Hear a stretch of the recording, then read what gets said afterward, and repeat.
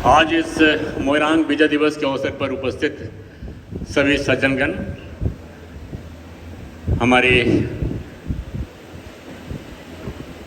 हमारे मुख्य अतिथि डे साहब, मुखर्जी साहब, सेन साहब और सभी गणमान्य जो व्यक्ति आए हैं और खासकर युवा भी पीछे काफ़ी बैठे हुए हैं, सभी का मैं अभिनंदन करता हूं, आभार व्यक्त करता हूं कि आप यहां आए as a chairman of Netaji Subhash Manch जो इसको ऑर्गेनाइज किया है। नंदी जी जो हमारे प्रेसिडेंट हैं इस मंच के, उन्होंने आपको बहुत विस्तृत रूप से समझाया कि सेकेंड वर्ल्ड वॉर में कैसे नेताजी के नेतृत्व में देश आज़ादी के लिए सैनिक लड़े और जीते। तो काफ़ी कुछ बोल चुके हैं, उस पर हमको बहुत विस्तृत नहीं बोलना है। और भी गेस्ट हैं काफ़ी कुछ बोलने के लिए, और आप लोग आए हैं कुछ जोशीले गाने देखने के लिए, नृत्य देखने के लिए। इस मन से मैं सिर्फ यही कहना चाहूँगा कि मोइरांग विजय दिवस इसलिए मनाना हम लोगों ने पिछले साल से शुरू किया, इसी हॉल में हुआ था। उसका मुख्य उद्देश्य यही था कि देश, ये अपना भारत यूं ही आज़ाद नहीं हुआ है, बहुत संघर्ष हुआ है, बहुत जवानों ने, युवाओं ने अपने जान की कुर्बानी दी है। उसका एक छोटा उदाहरण है आईएनए जो नेताजी के लीडरशिप में ये लड़ा गया। और यदि जापान नहीं हारता तो आज मैं बता देता हूँ 44 में ये देश आज़ाद होता, लेकिन चूंकि जापानीज सपोर्ट कम हो गया इसलिए फिर वो ब्रिटिशर्स हावी हो गए। और जैसा आपको नंदी जी ने बताया कि मोइरांग एक छोटा सा जगह है और नागालैंड का लगभग 125 स्क्वायर किलोमीटर कब्जा करने के बाद हेडक्वार्टर वहाँ बनाया गया था आईएनए के द्वारा। मैं शौकत अली जी को यहाँ से नमन करना चाहूँगा, कर्नल शौकत अली मलिक को। इन्होंने पहली बार देश में भूखंड जो आज़ाद किया गया था अंग्रेजों से लड़ के छीन के, वहाँ तिरंगा फहराया था। इसके लिए एक जोरदार ताली होनी चाहिए हमारे शौकत अली साहब के लिए।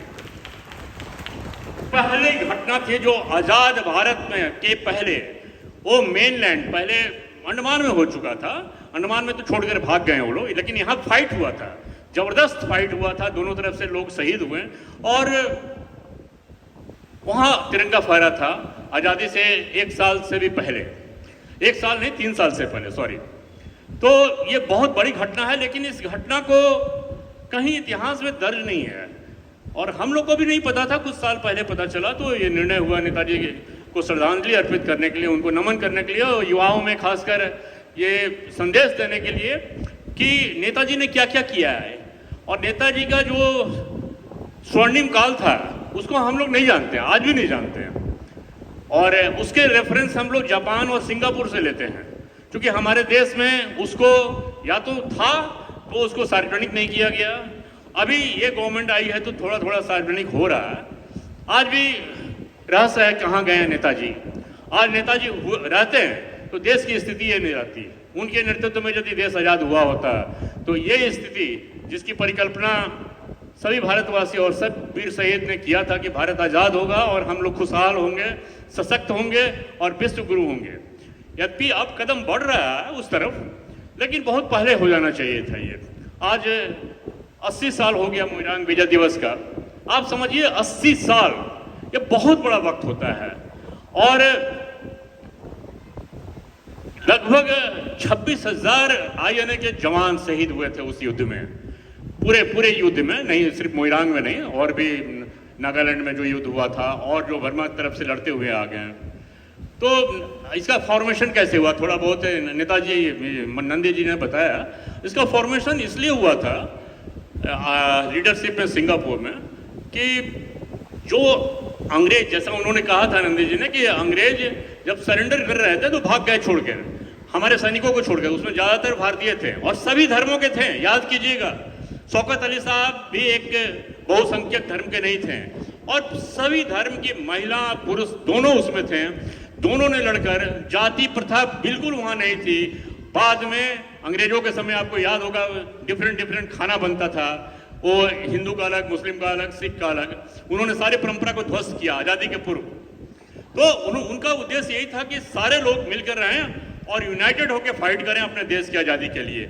और ये संदेश आज के लिए बहुत जरूरी है। सारे धर्म के जो देशभक्त हैं वो सारे इसके लिए प्रयास करें, ये संदेश जाना चाहिए, तभी हमारे नेताजी का सपना और मोइरांग दिवस में जो शहीद हुए उनको सच्ची श्रद्धांजलि होगी।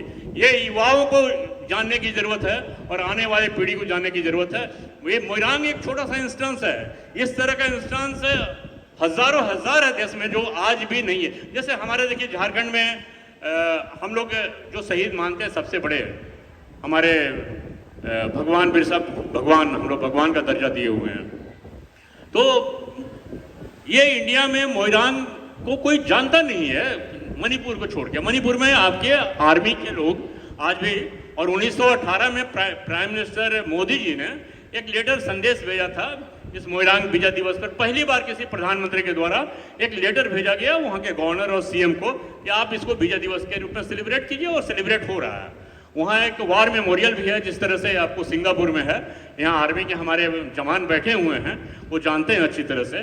और जब भी आप मणिपुर जाएं तो वो सभी धार्मिक स्थलों से पुण्य स्थल है, वहाँ जरूर जाएं और एक बार सैल्यूट करें उन वीर शहीदों को याद करते हुए जिन्होंने अपने जान की सैक्रिफाइस दिया था, और जो भी हो संभव हो सकता था उन्होंने अपने देश की आज़ादी के लिए लड़ाई लड़ी। तो मेरा मोइरांग दिवस पर यही संदेश है युवाओं को और सभी को, जो भी अपने अपने क्षेत्र में काम कर रहे हैं, युवा हैं, पढ़ रहे हैं, जो अपना कोई दूसरा रोजगार कर रहे हैं वो कर रहे हैं, सब ईमानदारी से इस देश के प्रगति के लिए करें, ताकि हमारा देश आज़ाद तो हो गया है लेकिन भूखमरी, जात पात, धर्म में अभी भी बटा हुआ है।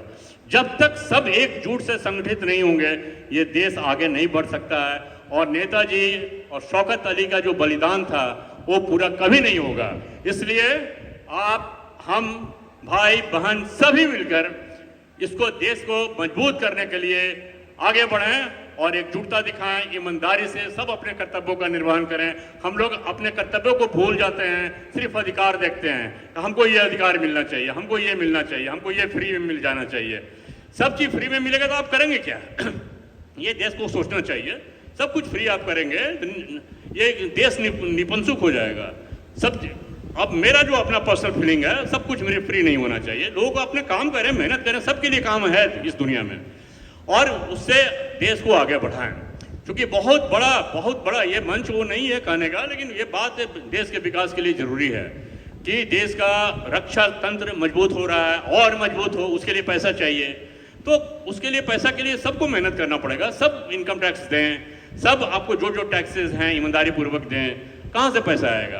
तो ये सारा मेरा कहने का उद्देश्य सिर्फ यही है कि ये जितने सेनानी हमारे लड़े और क्रांतिकारी भाई बहन, खुदीराम बोस जी उतने कम उम्र में, बताइए 18 साल उम्र था उस लड़के का, और वो लड़का क्या कमाल किया सब जानते हैं आप। और उन लोगों को याद किया जाता है निसंदेह, और याद किया जाना चाहिए। जब तक ये धरती है, भारत है, याद किया जाता रहेगा। लेकिन आप समझिए कि वैसे बहुत सारे क्रांतिकारी छोटे छोटे जगहों पर थे। कम से कम उस प्रदेश में, कम से कम उस जिले में उनको याद एक बार साल में उनकी पुण्यतिथि या उनके जन्मदिन पर होना चाहिए। ये जिला वाइज होना चाहिए, स्टेट वाइज होना चाहिए, परमंडल वाइज होना चाहिए। ये मेरा सरकार से भी इस मन से अपील होगा कि इसको जरूर सोचें एक बार कि हम लोग आज मौज में हैं। हम लोग, हमारे मंत्रीगण, हमारे सारे लोग और जो भी हैं अच्छे आर्थिक रूप से, वो एक बार सोचे कि कैसे आज़ाद हुआ यह देश। तो उनके प्रति कृतज्ञता व्यक्त करें और नमन करें और अपने कर्तव्यों का अच्छी तरह से निर्माण करें, विकसित देश बनने। आज देखिए हम लोग छोटा छोटा इंसिडेंस होता है तो अमेरिका कभी रशिया की तरफ देखते हैं। क्यों देखते हैं? कि उतने मजबूत हम नहीं हैं। जिस दिन उतने मजबूत हो गए वो हमारी तरफ देखेंगे। पुनः वो समय लौटेगा, अशोका और विक्रमादित्य का जो पीरियड था, जो ग्लोरियस पीरियड था इस देश का, अशोका के समय और विक्रमादित्य के समय, वो लौटेगा। और वो लौटेगा जिस दिन, उसी दिन हम मानेंगे कि हमारा देश सशक्त है और हमारे जवानों की कुर्बानी, आईएनए के जवानों की कुर्बानी और देश में जो भी लड़े उनके जवानों की कुर्बानी, या शांतिपूर्वक लड़े हों या अहिंसक रूप से लड़े हों, सबको नमन है। सबने देश के लिए अपने अपने स्तर से काम किया। और इस दिवस पर मैं एक ही संदेश देना चाहूँगा कि पीछे युवा कुछ बैठे हुए हैं, आप मोइरांग दिवस पर पढ़िए। मोइरांग दिवस पर आप देखेंगे, विजय दिवस पर आपका यूट्यूब में बहुत कुछ है, गूगल में बहुत कुछ है, और उस संदेश को आप 50-100 जगह भेजें ताकि लोगों को पता चले कि हम मोइरांग, गर्व से कहिए कि हम मोइरांग विजय दिवस के अवसर पर गए थे, उपस्थित हैं, और ये उनकी घटना है और ये हुआ था, और ये होने के पश्चात हम लोग कैसे उसको संदेश फैलाएं और लोगों में जोश भरें। धार्मिक रूप से तो पूरा होता है, 9 वर्ष के लिए देखिए इतना लंबा लंबा शोभा यात्रा निकलता है, अच्छी बात है, निकलना चाहिए, हिंदू 9 वर्ष है तो बिल्कुल होना चाहिए, लेकिन इस देश में सभी धर्म के लोग रहते हैं ना, और सबसे बड़ा धर्म है देश, देश का सशक्त होना, देश को मजबूत होना और एकजुटता होना, उसके लिए प्रयास करने की जरूरत है सभी को। धर्म से ऊपर, सबसे ऊपर देश है तो धर्म है, आप हैं, हम हैं, कोई इसे अछूता नहीं है। तो मेरा यही है कि आप लोग एकजुट होकर लड़ें, और अभी देश आजाद पूर्णतया नहीं हुआ, जिस दिन आर्थिक रूप से सशक्त हो जाएगा, सबके चेहरे पर मुस्कुराहट होगी, खुशी होगी और खिलखिलाहट होगी, उस दिन हम समझेंगे कि ये देश आजाद हुआ है। और सबका कंट्रीब्यूशन इसमें चाहिए, पूरे देश के एक एक बच्चे से लेकर बूढ़े तक हर कोई इसमें कंट्रीब्यूट कर सकते हैं, करना चाहिए, तभी हमारा सच्ची श्रद्धांजलि होगा। मेरे साथ कृपया एक बार इनको नमन करते हुए सभी लोग खड़े होकर जय हिंद कहें, कम से कम 3 बार नारा लगाएं, और इतना जोर से लगाएं, मेरी आवाज पहुंच रही है पीछे, जोर से लगाइए, जय हिंद, जय हिंद, जय हिंद। सभी को धन्यवाद, और पुनः एक बार नेताजी सुभाष चंद्र बोस और शौकत अली और उस तरह के हजारों हजार लोगों को नमन, श्रद्धांजलि, और हम लोग कभी देश नहीं भूलेगा। इसी प्रण के साथ मैं अपनी वाणी को समाप्त करता हूं। धन्यवाद, आप लोग का आने का आभार।